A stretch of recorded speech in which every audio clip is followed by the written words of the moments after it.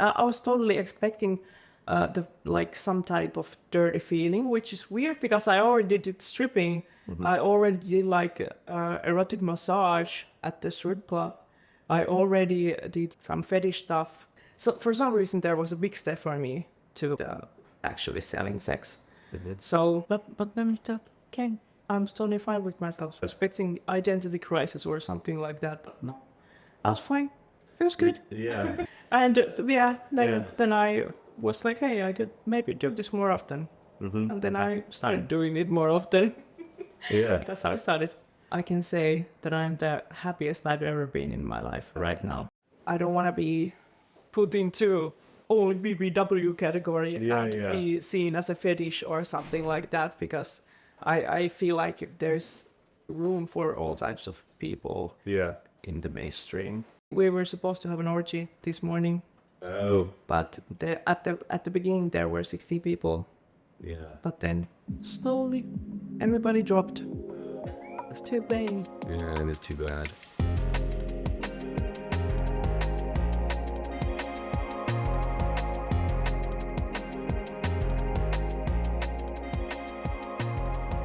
Welcome to the Getting Naked in Frame podcast. I am your intrepid host, Finn Dell'amore, and today I am here with Rosina Lux. We are at XBIX. I only met Rosina here, known her for a few days, but I can say already that if you meet her, she has a bright smile, she's very friendly, and easy to love. So welcome to the podcast. Thank you so much. Happy to be here. I'm glad that we could arrange this. Yeah. So let's get to know Rosina Lux. Okay. I know you're from Finland. Yes. Right? Yeah. I don't know anything about Finland, but some listeners might. So where are you from in Finland? I'm from Tampere. It's the second largest city in Finland. Okay. I live right in the center. Yeah. It's the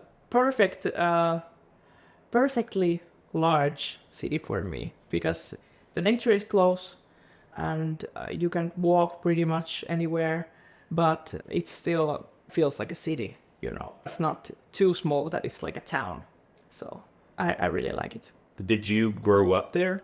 Yeah, I grew up in Lempäälä, which is like it's close to Tampere. So I feel like I am from Tampere inside, but, you know, because I went there to have my, you know, hobbies as a kid. I went to Tampere and, you know, from Lempäälä. So they're pretty close by. So then you would say that you grew up in the city, basically. Yeah. Okay. You're a city girl. Yeah, I am. What was your home life like? What was your family like? Up until I was 9, my life was nearly perfection, I would say. I lived with my mom and dad. I have one little sister at that time. She is 5 years younger than me, so she's 20 right now. I'm turning 25 this year. And we lived right near the water. We had a big house. We had a boat. My mom and dad was doing very well. They are both known people in Finland. My mom's an actress and my dad is a politician and a radio host. Okay. So I grew up with everybody knowing who my mom and dad was, especially in the early 2000s. Everybody knew who they were. And yeah. Was that a good thing, a bad thing? Did it affect your life? It had some benefits. Like I got a few roles in the theater when I was a kid and through my mom. And yeah, it had some benefits, but overall I didn't really like it, because if there was something going wrong, it was already in the news, you know. Later on, when things started happening, my dad got sick when I was 9 years old. He has bipolar disorder. So, and it's basically untreated. So it was quite rough after that. He started drinking and it went all down. My mom and dad got divorced, and I moved with my mom, and it got pretty rough after that, and everything was on the news when he did everything. My friends in school were like, I saw your dad in the news. He got drunk and, drove to the, right to the center of, like what is it? Driving Oh yeah, like a circle. Traffic circle. traffic signal, Yeah. or something like that. So people were like, I didn't get bullied. I don't feel like I got bullied, but people were pointing those things out to me and trying to bully me, but I just didn't care. Yeah. That's good. Yeah. That's sorry to hear though, especially that you didn't treat it. Yeah. It was rough. He was in the mental hospital for a few years on and off, and it wasn't good after that. Yeah. And first time I got ties with my dad was when I was 12. And that lasted about 2 years. Then I started to warm up a bit to him. And then at 16, I was like, okay, no, this is just not gonna work. And I got ties with him finally. And I haven't been in contact with him since. Yeah. And I feel so much better. Yeah. Yeah, even though it's hard to say and, hard to I don't know if it's hard for people to understand who haven't gone through something like this, but I feel so much lighter and so much better when this negative person isn't in my life anymore. Yeah. And I don't even dream about the bad I could have gotten, but I still have those fond memories from my early childhood. So, and we were all also like, those vlogging families who do those family vlogs for YouTube. Yeah. We were basically that, but we just didn't post them. We have tons of videos, so whenever we feel like nostalgic, we can watch some vacations in Italy with our perfect life and stuff like that. I can completely understand. I cut ties with my father. I did the same kind of thing. Okay. But it seems that it might be hard for people to understand because even for me, it was hard for me to accept the fact that I felt happier. Right. And honestly, my therapist was so helpful because he was like, you don't need to have a relationship with a person who's a negative part of your life. Yeah. And if you ever decide you want to, you can. And until then, you don't have to feel bad. Right. But it's difficult because, it's your father. And Yeah. like you said, there are good things about him. Of course. But yeah. Yeah. So, I'm in therapy also. Yeah. Yeah. Yeah. Trauma-based therapy. I got PTSD, but, I'm definitely, I can say that I'm the happiest I've ever been in my life right now. That's great. Everything is going well. My relationships in my family and my friends are really good. And my career is taking off, hopefully. Kind of. Yes. When I did an introduction, I forgot to say that we're with a nominated creator. Yeah. For Best Creator, is that right? No. BBW creator. Oh, okay. Yeah. BBW. All right. Congratulations. Thank you so Yeah, much. I'll be rooting for you. Thank you. And so after that split, what was life like with your mother and sister? Me and my mom, we are very close. We are people compare us to each other because we look the same. And people always say, oh my God, you look so similar. And of course you heard all is that your sister? Things. Because my mom is gorgeous, obviously. But life was rough for the first years, of course, settling into the new situation. But I always have said that our family of women have been really strong. Me, my little sister, my mom. And then after, my dad got married again with another woman, and they had also a child, a girl, and now they have divorced, and now my mom and she are besties.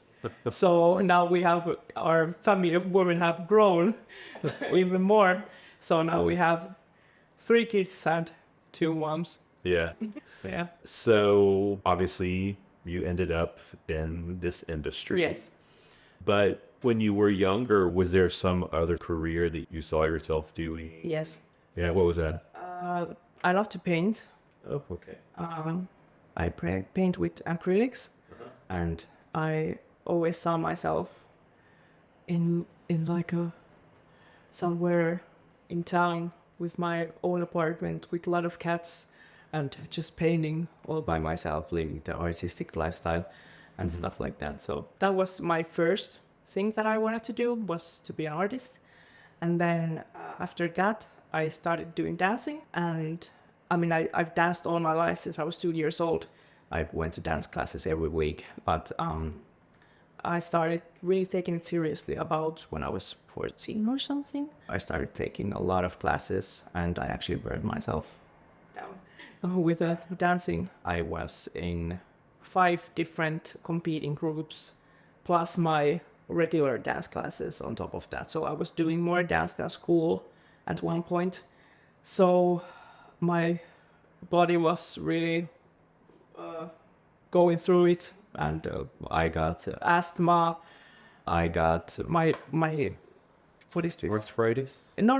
Or My wrist got, you had to done a surgery because it like I had worn it so much being on my hands, and yeah. So then I got burned down, and I took 6 months off from dancing and school. Actually, I was in sick leave for 6 months, and then I started back up and finished off high school, and yeah. And then what after that? Well, I continued dancing a little bit, but then I found this industry kind of slowly, because I did dance teaching also, but I thought, how could I make more money doing dancing? So I started stripping, and that was kind of obvious, because I did all types of like sexy dances, like twerking and commercial dance and high heels and stuff like that. So I knew how to like dance sexy. So I thought that I could really use that in stripping. I started stripping, and then quickly I started doing nude modeling. I've always loved to be on camera, and I feel like I'm fairly good at it, modeling poses and stuff like that. So I just saw my friend doing these boudoir photos, and I was like, oh my god, those are so gorgeous, I want to do that. And I contacted the photographer. He was actually from the US, and he flew to Finland to shoot me, and yeah, it was awesome. I got amazing pictures, and then I couldn't post them anywhere because they were nude pictures. So a few I posted on Instagram where there wasn't anything showing, and I started getting a lot of offers from Finnish photographers to shoot with me, and I started doing that. And then I started realizing, okay, I got tons of pictures I can't post anywhere, so I made a Patreon. I made a Patreon account, and I started making, and the money was just like a plus. It was just, I really just enjoyed doing that modeling. So I was just like, heck yeah, let's put an amount there. Yeah, sure, why not? And it started actually selling, and people started requesting me to do like video stuff and solo material, shooting myself just by myself, which I thought was crazy. Like, you can see these amazing studio quality nude photos. Why would you want me to take a nude on my couch when I'm watching Netflix? Look, that's weird to me. But they were like, yeah, we want to see what more authentic, stuff. And I started doing that. Started doing solo content as well. And yeah, then I started doing with my girlfriends slowly. First I didn't show anything. Then I started showing more and more.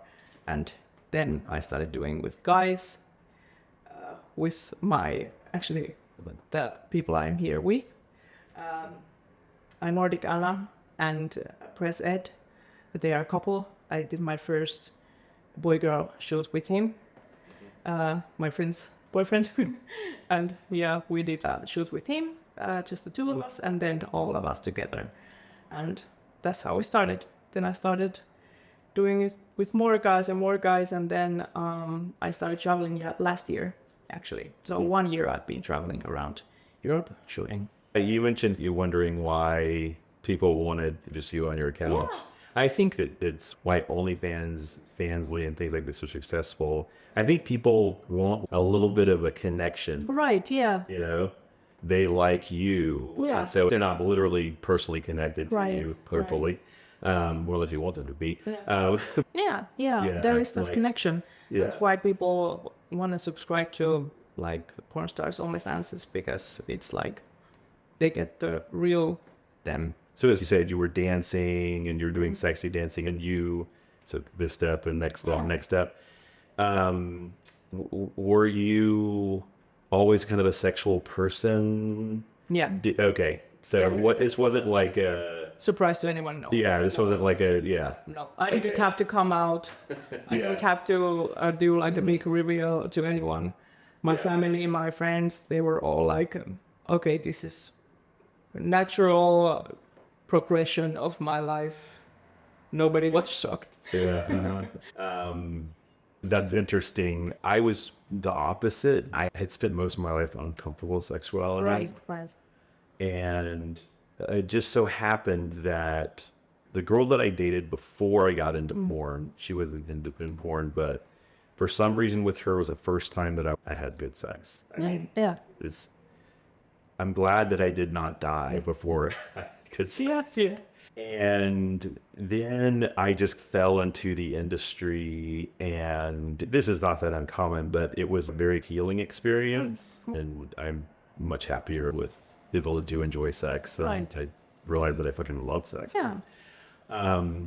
But coming out, I was a little bit nervous about it. Right. The thing is, though, all of my friends have been like, it's not a big deal. And I think that they see me being happy. Yeah. But it's interesting that everyone was like, oh yeah, of course. Yeah. This is what she's gonna do. Right.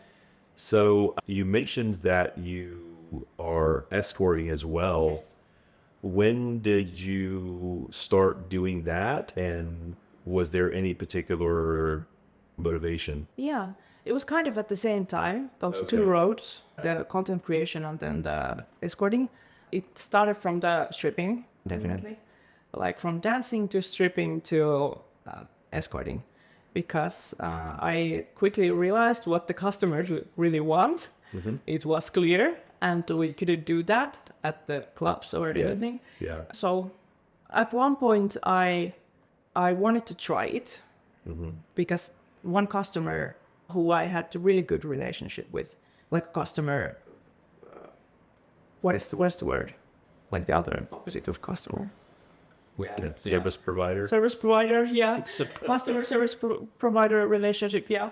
So we got along very well. I trusted him, and he expressed the want to try that with me if I'm comfortable with it. And I was like, yeah, with you, I can imagine doing that, But not with anyone, I thought at that point. But with you, sure.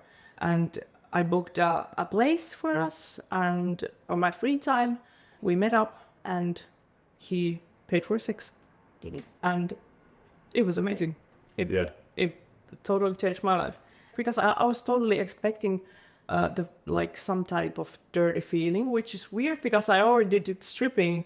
I already did erotic massage at the strip club. I already did some fetish stuff. I didn't even have the expectation of feeling bad about any of that, but so for some reason there was a big step for me to actually selling sex. So, but let me tell Ken, I'm totally fine with myself. Expecting identity crisis or something like that, but no, I was fine.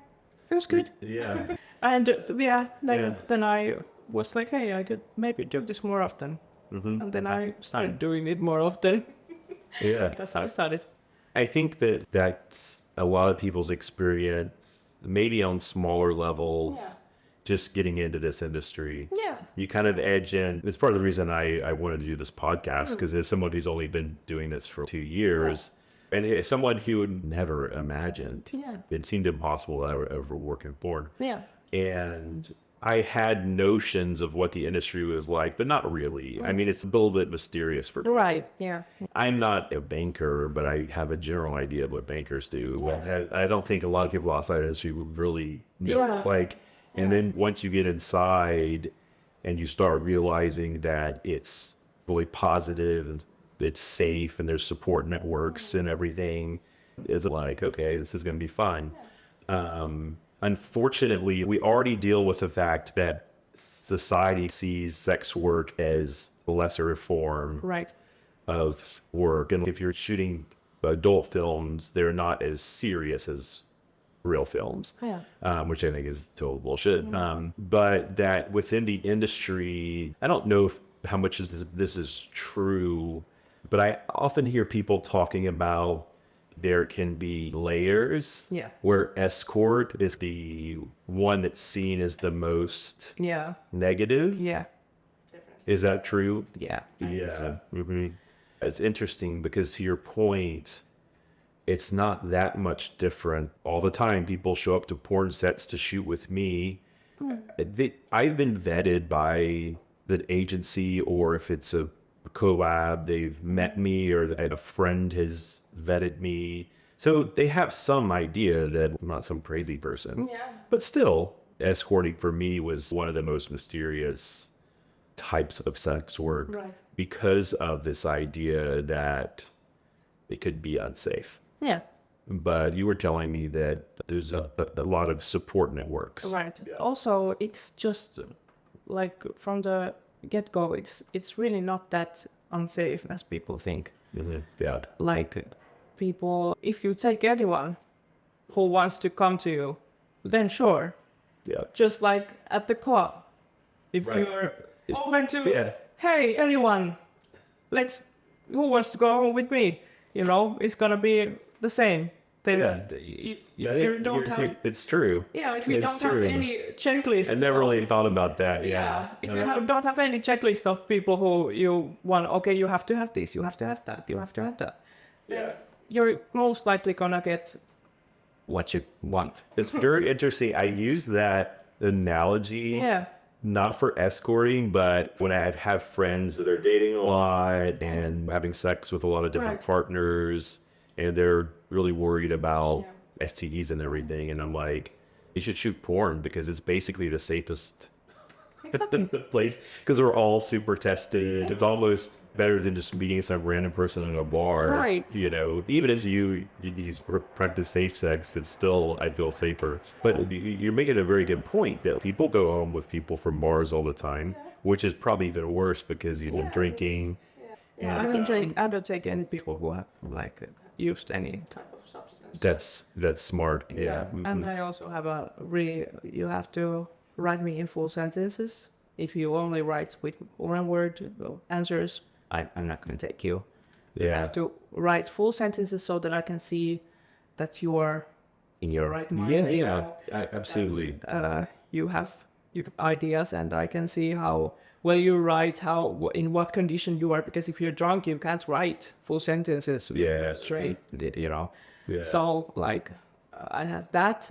I have also sorts of stuff. One word check, and sometimes I take reservation fees, deposits. You know, depending on how long the meeting is, and if I go to some place, I always take a deposit because I've done that too many times, where I've gone to some place and then when I ring the intercom, there's like, "Fuck you, get away from there, whore," and then I'm like, okay, well. That was worth my time. Now I'm middle of nowhere and gonna take a taxi with my own fucking money, you know. So, always deposit from those. And so there's a lot of stuff. But from your last point, my mom has a really good saying when people are like, because my mom is totally okay with all of this. When people come to her and being like, "Oh my God, how does your daughter do that?" And they expect the same kind of, "Oh my God, I know, right," answer from her. She's always like, "Well, your daughter does that for free. How is it that different? You know, your daughter," and mostly what she means by that, she has mentioned that if I say this to someone, what she says, I have to make it specific. That she means that they do it without the protection thing that we were talking about. Yeah. I have all the protection behind me. Yeah. Of course, I also get money from it. But, you know, it's the protection that I have. Their daughter does that anyway, but less protection and less money. It's a good point. Yeah. I wonder if with escorting in particular, I get the idea that some people don't think there are people like you. Yeah. I want to do this. It's your body. You like it. Yeah. Either they think that I am like I don't exist. People like me just don't exist, or that I'm like the 1%. Yeah. Other are just really, really oppressed and really, really Yeah. There must be some problem where you feel like you have to do it. right. Yeah. And of course, that does exist, especially in poor communities. But not many governments are doing what they should do to fix that, which is to legalize it Right. and make it safe for everyone. Yeah. That's probably why escorting gets more criticism. But there's like, I feel like overall, I feel like escorting is more targeted as worse thing to do in the sex work industry. But what I've learned being in the escort community and network that we have, a lot of them think the same about porn people, you know. Yeah. They're like, I did never. That's interesting. I never like That's interesting. being with my own face, Right. doing that, and Like- because most of escorts aren't like face out. Yeah. They do it. Sometimes even their husbands don't know that they do it. I know people who are totally not out to anyone in their close net community. So people do it like that, and they're like, I putting myself out there online like that, never. Yeah. I just do it here in my own space, you know. Yeah. Yeah. I've used escorts only a couple of times, but I could tell they were vetting me, like you said, Yeah. with dialogue. Yeah. And I think some people also on the other side look down on, why are you going to go pay for sex? Yeah. But there's this one girl in Bucharest, and we're friends. And every time I'm there to get my new photo equipment, I go see her, and it's lovely. Yeah. It's a great service to provide if Right. it's something that you like. Yeah, definitely. It's something that people come to me for all sorts of different reasons. Like there are people who are businessmen who don't have time for dating. Absolutely no time. So they just want to quickly come to me and, you know, take care of things and get some closeness and some skin to skin touch and some warmth and stuff like that. And then there are people who are in relationships. Most people are like this, who are in relationships and don't get sex. Right. Are in sexless marriages and, you know, stuff like that. So that's the other part. And then there's also like disabled people who for example, I've been to one person who was in a breathing machine. Sure. And they were bedbound. And they had been like that for most of their life. Yeah. So obviously can't go outside and meet people. So Yeah. And then their assistant, they were just in the other room. They were the ones who chatted with me, set up the time. They chatted with the person what they want because they obviously couldn't write. So then I met with him. That's I never see the caretaker.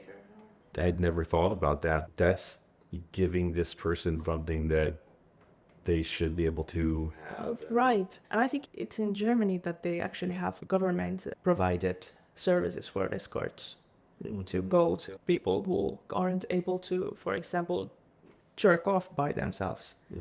They have the need for it, but they are physically not able to get themselves off anyhow. So that's why Interesting. there are people for it. Yeah. It should be in every country, I think. Yeah. And also for elderly, because that's another thing that I feel like I've been dreaming about this, that I could just go in an elderly home and, you know, be there. Okay, I have an appointment in this room at this time. Okay, got it. Somebody else says, and then I go to the room and because I got this idea when my mom went to, not my mom, my grandma went to this home. And then there were so many horny grandmas and grandpas. And they were all over me. And I was like, oh my God, this would be such a good idea. Because then they wouldn't most likely harass the workers there so much. Because there's a big issue with that as well. Yeah. you just go in and come out and everyone's happy in the whole place. Exactly. Yeah. So you obviously have a lot of different pots on the different fires, which is very smart in this industry, just business wise. Is there anything that you enjoy more than the others? Definitely. I have done 2 production shows for right now, but I would love to get more. That's the one thing that I'm like striving for, is to get more production shows. Because that's when I felt like this is the life I want to live. This is where I want to be. This is the thing that I enjoy the most. That's just where That's your favorite. Okay, that's great. A lot of people use this industry as a way to explore fantasies. Right. And it's a very safe way to explore fantasies because you're in a controlled environment. Right. Is there anything that you've done that you wanted to do and hadn't done, either on a shoot or with? Definitely. Whenever there's more than one guy, I'm always happy. That's my fantasy. Ton of guys and just me. That seems to be a very common female fantasy. Actually, the first person I interviewed, she was talking about that, and she was talking about how difficult it is to arrange. Yeah, it is. Oh my God. Yeah, and I have this script that I want to shoot, and it has this big gangbang scene at the end. And I was listening to another podcast about arranging one of them. And wow, this sounds like a lot of work. It is. You gotta vet everybody. You've got to, And she was making the point that the guys don't really like it that much because they don't get that much time with the girl, and they're just in the corner half the time, or whatever. Yeah. Yeah, we were supposed to have an orgy this morning. Oh. But at the beginning there were 60 people. Yeah. But then slowly everybody dropped. It's too bad. Yeah, it is too bad. Yeah.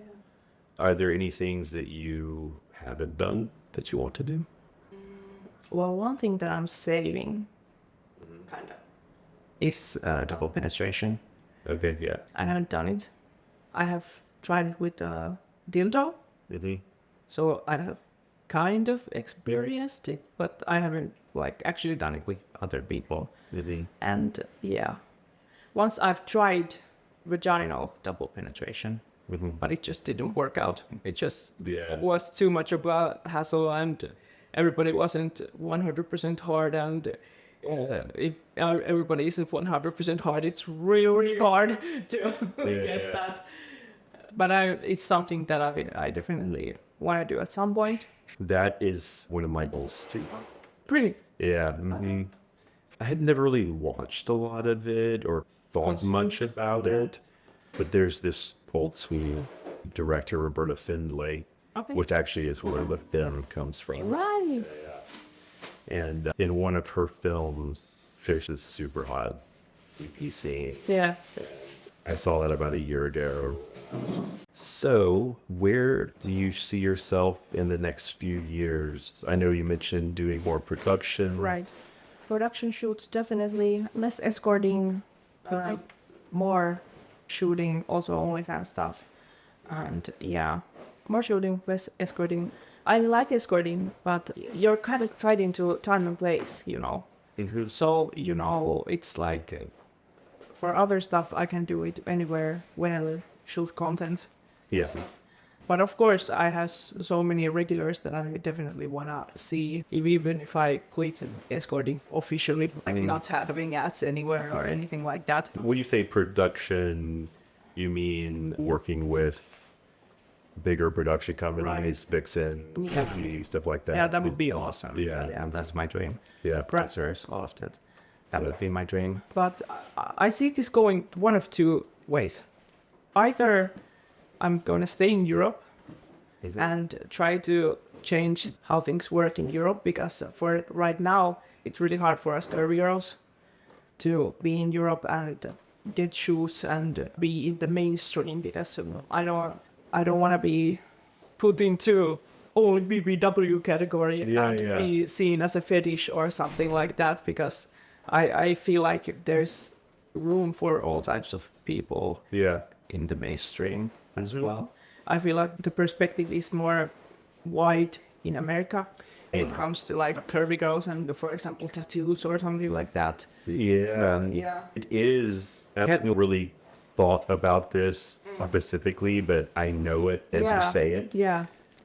Because I work with agencies in the U.S. when I go there, and they have all types of models. That's interesting. Tattoos are a funny thing because I've heard people here say you should never get a tattoo. I don't know if that's changing though, because everyone's got tattoos. Yeah. I didn't know that Europe was not so progressive in that way. It's really strict. Yeah.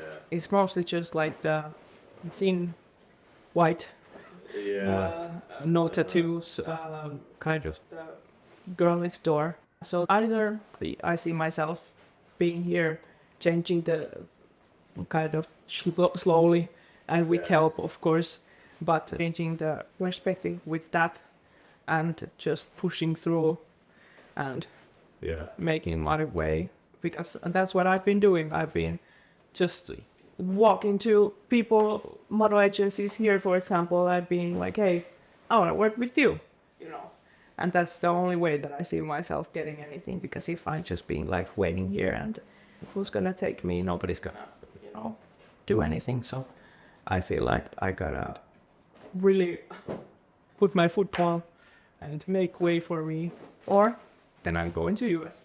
That's the other option, because there everybody says that there's gonna be work for me, but I don't like UN. I'm from the U.S. No idea. Do you know better than me? But what about being independent? I know a few girls who are independent and get a lot of work. I feel like agency gets just so much things done, and They take care of a lot of things. They care a lot of things out, and if there's a problem, it's not gonna be on, like, of course, if I do something wrong, it's gonna be on me. But if something bad happens to me, then there's an agency to be like, hey, because there has been like a request for me to come to Italy and shoot this and shoot that, but they always seem kind of sketchy. And I feel like if they were talking to an agency, they just wouldn't be talking to an agency. Yeah. They have the lower standard to come talk to me and be sketchy. They are not going to be sketchy to an agency. So I feel like it would be better to have someone. All the agencies I've worked with, almost all have been super professional, and they won't even have a conversation until you send TTS preferably, or TTS comparable tests, even to have a conversation. There's definitely benefit to that. Look, I'm just little old me. Yeah. I'm doing everything, directing, shooting, modeling, but my ultimate goal is to build a studio. Yeah. I would be happy to support you. Thank you. In my little way. Yeah. Awesome. That's a good to hear. Yeah, of course. I mean, the pleasure is going to be mine. I hope things change in Europe. Yeah. It seems so strange. It doesn't seem culturally European. It doesn't. Right? It doesn't. But I feel like it comes from the modeling industry or something. Oh, like yeah. That. Like, you know. So there we have your goals and also some for the industry change. Yeah. Yeah, and maybe you can be a part of that change. Do you know other people in your situation? So, spoke with this? Not really. Yeah. No. I do know, of course, currently with all my, like, we even have this Curvy Girls of Finland was approved. We like chatting, but none of them are wanting to go be in the porn industry, you know, and being performers and stuff. Mm-hmm. So it's more like OnlyFans and stuff, which is different, because then you can make your own brand and, you know, just trust in that. Mm-hmm. Well, final question. Yeah. Is there any advice that you would like to give that you've learned in your life that can be related to this industry or not, but something you would like to pass on to our listeners? So much stuff comes to mind.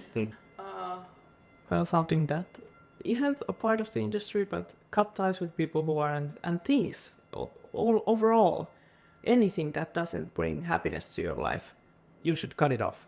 This is such excellent advice. And I think it's something that people feel afraid to do. Yeah. That it's wrong. Right. I understand, because I've felt that, for example, in a friend group, everybody likes someone, but I just feel very bad vibes and I don't like them, or they are, something is off. Then I'm like, I'm. And it's about self-care. Yeah. And then when it comes to the industry, I always say when somebody's coming to the industry, really think about it too, because this is like for life. You don't have to do this all your life, but if you're gonna do porn, it's gonna stick. So stick with you for the rest of your life, because everything you put on the internet never leaves the internet, and that's just true. So just think about it through, because for me it turned out great. But I remember when my stuff got leaked for the first time, I got so depressed, and I was so sad, and I felt so anxious, and I felt terrible. And I feel like if I had gone through that, that thing in my head beforehand, like, am I okay with this all? I would have gone, I know that I would have come to the conclusion that yes, I am okay with it. But if I had done that, linking beforehand, I would have not been so, I would have not been so anxious and so sad. And so it would have saved me a lot of stress. Yeah, I went through that because I had decided immediately once I started shooting that I was going to show my face. Not like I'm trying to make a huge statement or anything, but so often you see the girl's face, not the guy's face. And so I felt like I should show my face. If the girl's going to show her face, I should show my face. Yes. This is one thing that I'm absolutely, I could rant forever about. Because in Finland, I only know one guy who shows their face. Yeah. And none of the other was you. I feel like, I'm gonna if you're not gonna make a statement about this, I'm gonna make a statement about it, because I do like it's like, it's so unfair, because it's like... I do feel that way. Yeah. We all carry the stigma. So from the get-go, even if we both show our faces, the girl is gonna carry more stigma compared to that. That's a good point. Yes. Even if he's showing his face. Yeah. Even if, and then it just even unbalances the point even more when you don't show the face. It's like, it's like, okay, I'm just so, I don't want to show my, I feel like I just get the feeling of being like, oh no, not me, could it be me? No, never. Yeah. But then you have to, you do it.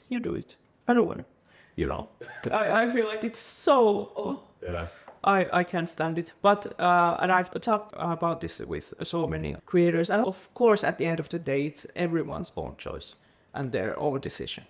But there is things behind that decision that can be criticized.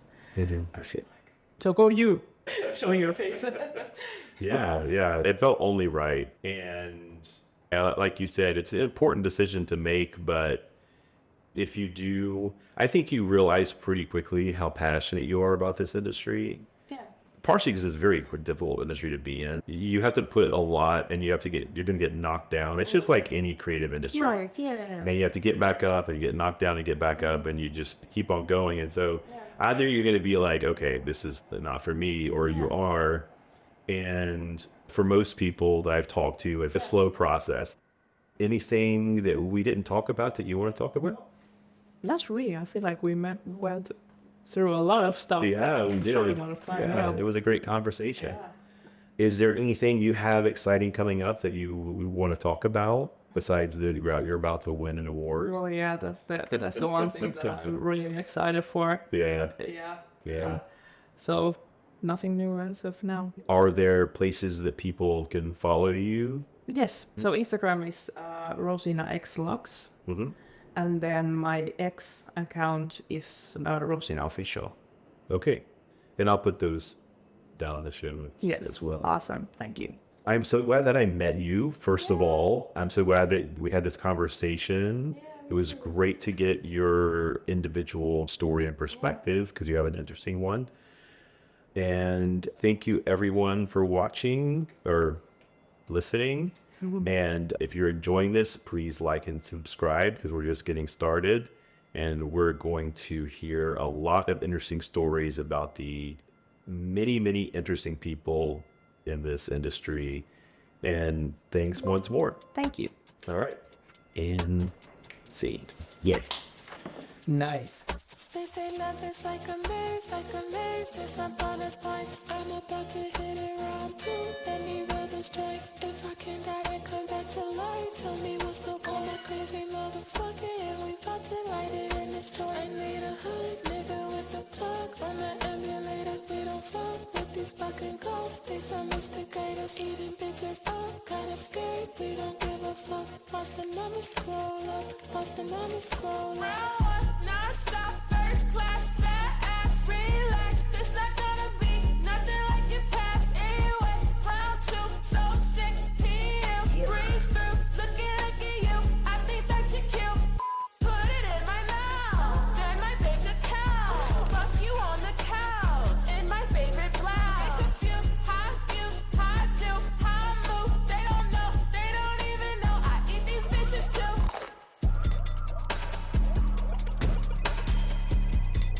Love is often seen as a fundamental human experience that can inspire creativity, compassion, and connection, but it can also lead to pain and heartbreak.